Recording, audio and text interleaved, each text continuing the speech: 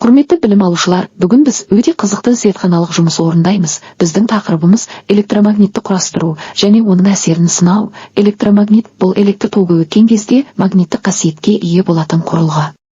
Яғни тұрақты магниттен айырмашылығы ол ток бар кезде ғана магнит болады. Электромагниттің негізгі принципі мынаған негізделеді. Тогы бар өткізгіштің айналасында магнит өрісі пайда болады. Егер өткізгішті орам түрінде темір өзекшенің айналасына орасақ, онда магнит өрісі күшейеді. Біз магнит өрісінің индукциясын сипаттайтын формуланы білеміз.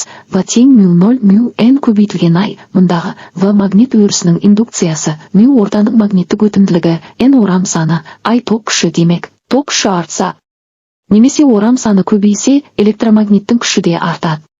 Зертханалық жұмысты орындау тәртібі: бірінші темір өзекшен аламыз, шеге немесе темір өзек, екінші оның айналасына оқшауланған мыс сымды бірнеше рет ораймыз, үшінші сымның ұштарын ток көзіне жалғаймыз, төртінші тізбекке қосқыш пен амперметрді енгіземіз, бесінші қосқышты жапқан кезде ток өтеді, темір өзек магнитке айналады, алтыншы оның ұсақ темір қыстырғыштарды тартатынын бақылаймыз, токты ажыратқанда магнитті қасиет жойылады.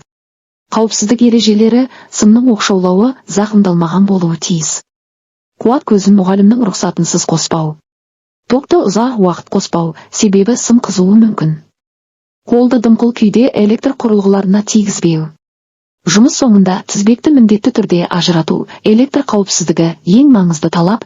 Электромагниттер күнделікті өмірде өте кең қолданылады. Металл сынықтарын көтеретін крандарда, электромагнитті құлыптарда, қоңыраулар мен релелерде, телефон динамиктерінде, электр қозғалтқыштарда, мырт аппараттарында. Қазіргі заманғы техника мен өндірісті электромагнитсіз елестету мүмкін емес. Бүгінгі зертханалық жұмыс арқылы біз тек формуланы ғана емес, электр энергиясының магнит өрісіне айналатынын тәжірибе жүзінде көреміз. Физика бұл тек теория емес, физика бұл өмірдің өзі. Енді тәжірибені бастаймыз.